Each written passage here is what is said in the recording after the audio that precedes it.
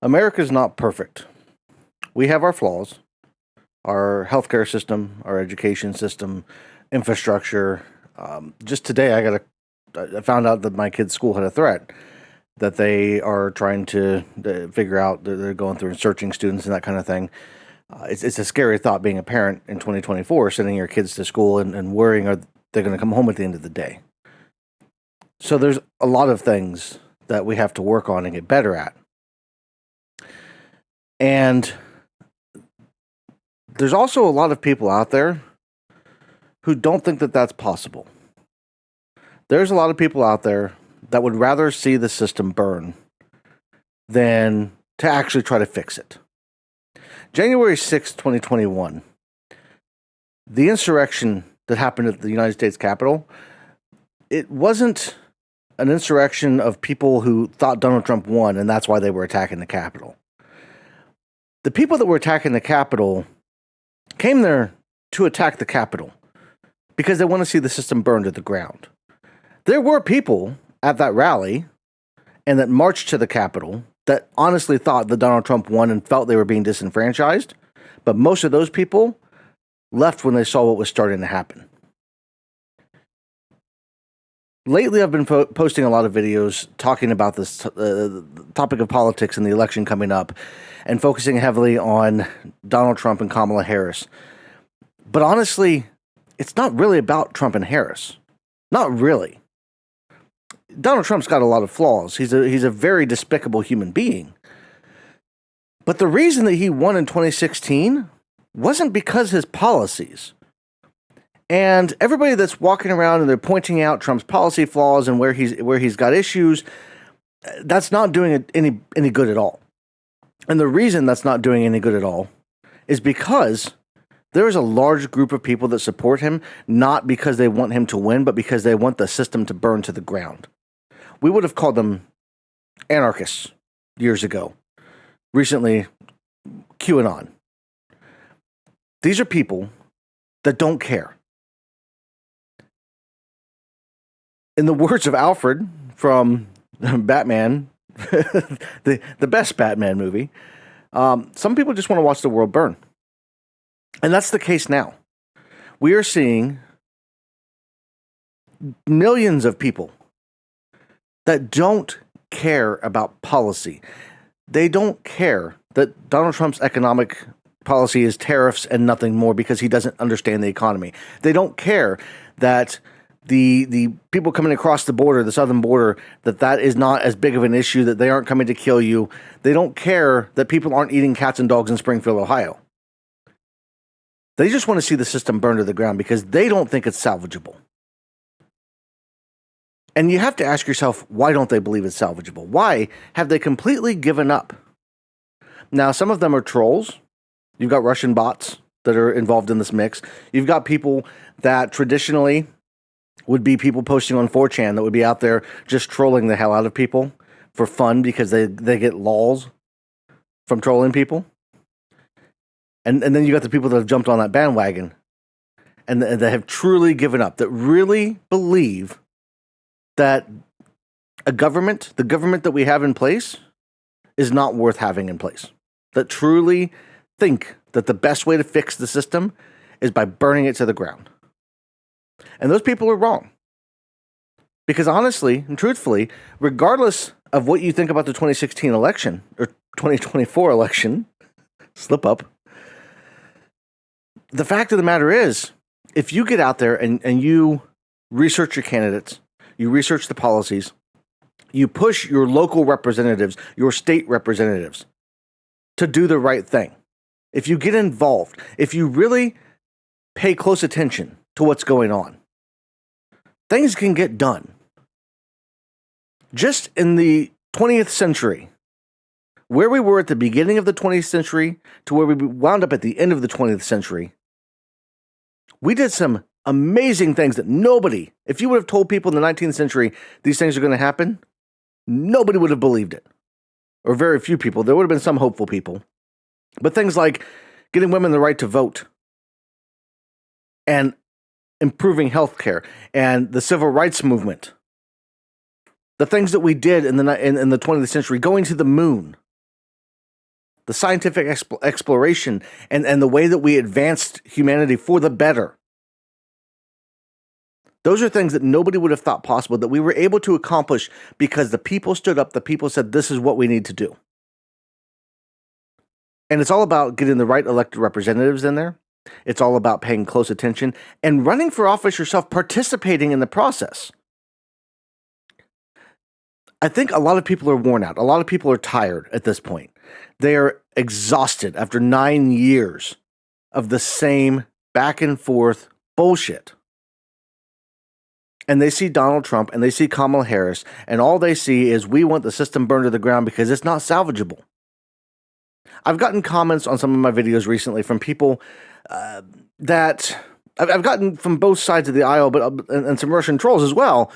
But I had one that really struck me the other day, back and forth with the guy on one of my videos talking about the debate, where their big thing was calling Kamala Harris a Marxist. And that's been Donald Trump's big thing, calling her a Marxist, a communist, saying that she's a socialist. You know, democratic socialist has become a really bad thing. You don't want to be called that. You have to move your policies to the center, because otherwise you're called a socialist and people are afraid of socialists. The problem is that most people don't understand what a Marxist is. They don't understand what a socialist is. They don't understand communism. It's these scary buzzwords that people are afraid of. And the minute you say them is the minute that a lot of people turn off. And that's the minute that a lot of people start thinking to themselves, is the system really worth saving? Forgetting that the system, with all of its flaws, is still a better system than anarchy. The system that we have in place, despite the problems that we have, is still better than no system at all. And that's hard for a lot of people to grasp. And then you might think to yourself, what do you mean? How could that possibly be true? Ask any country where the government has fallen. Ask any country where the politicians have become so corrupt, more corrupt than here, that they have caused chaos to the point where the government has fallen and people went hungry. People were killed walking down the street. They can't go out of their houses anywhere in the country because they're being killed for disagreeing with the government. It's not okay to just throw it all away and say we're going to start over. That's not the way to do it. But the problem is that it takes work. It takes effort. It takes more than just commenting on a YouTube video or a TikTok. It takes getting out there and actually participating in the system, learning about your representatives, learning about the people that are running for office. I mentioned in my debate follow-up video the other day where I was talking about Kamala Harris, and there's people, supposedly undecided voters, saying that they didn't know anything about her because they aren't going out there, they aren't participating in the process, they aren't learning, they aren't going to these candidates' websites, they aren't going out there and finding out what they stand for. Because when the people speak in a democracy, the people are heard. But when you stop speaking, when you give up on democracy, when you say, I can't do it anymore, it's just too much, it's too overwhelming, I'm just tired of all the chaos and the yelling and the screaming, and there's too much being thrown at me. When you say that, instead of actively standing up, instead of actively participating, you are hurting everybody else. One of the big things that we have agreed to as part of living in a society, as part of getting along, is that we're here to help each other out. We're here to build a community up. And in some communities, things work pretty decently. And people think to themselves, I don't need to do anything. Everything's fine. You forget about your neighbors. You forget about the people that exist in other parts of your overall community. If you live in a small town in Ohio where things are okay and things aren't too bad, you don't think about the fact that there's a small town in Kentucky or a small town in Iowa or Alabama or New York where things aren't so good.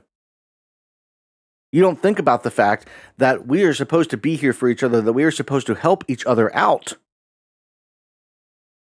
And you become complacent. And when you're online constantly, when you're scrolling your Facebook feed, when you're scrolling TikTok or YouTube or any of these other social media platforms that have taken the social out of socializing, when that's what you're doing 24 hours a day, of course it's going to feel overwhelming. But that's when it's important to take personal responsibility, stand up, and say, I'm not going to let it affect me. I'm not going to scroll social media endlessly. I'm going to go out and I'm going to learn about the issues. I'm going to go out and I'm going to research. I'm going to learn about economics a little bit. I don't have to be an expert, but I'm going to learn enough about it so that I know what these people are talking about. I'm going to learn a little bit about foreign policy and how the decisions that the people in Washington make affect me and affect those around me. And I'm going to realize that I am not the only person in the world. And just because I don't have to deal with specific issues, just because I'm not a woman or black or Latino or gay or transgender, that doesn't mean that I get to just ignore those things. That I can say, oh, those issues don't affect me, so I don't care what the politicians think about it. I don't care what's being done about it. When you sit back and you become complacent, Donald Trump gets elected president, places 3 Supreme Court justices that overturn decades of precedent. And that's something that's hard to come back from. I wanted to address this because it's been something that has been on my mind a lot lately, and I've been trying to get more vocal. I've been trying to get more out there about these things because they are important. And I've heard people that I know personally that have given up on government, that have said that the government is a lost cause and we should be focused on just ourselves, that it doesn't matter who we vote for in the end, it's all the same. They aren't the same. And it's not just about Donald Trump. Like I said earlier, Trump and Harris, they're figureheads. They are important leaders of movements, but you could swap them out with anybody. At the end of the day, you could swap Kamala Harris out with another candidate with the same message, and people are going to feel the same way. I don't care if it's a man, woman, it doesn't matter. The same thing with Donald Trump. The difference being that, look at J.D. Vance. If Donald Trump weren't there, if somebody like J.D. Vance was there and he's a little more smooth talking, that's how you get to a bad place. That's how you get to, by saying, I'm not going to participate. I don't care. It doesn't matter. Both sides are just as bad as the other one, except that they're not.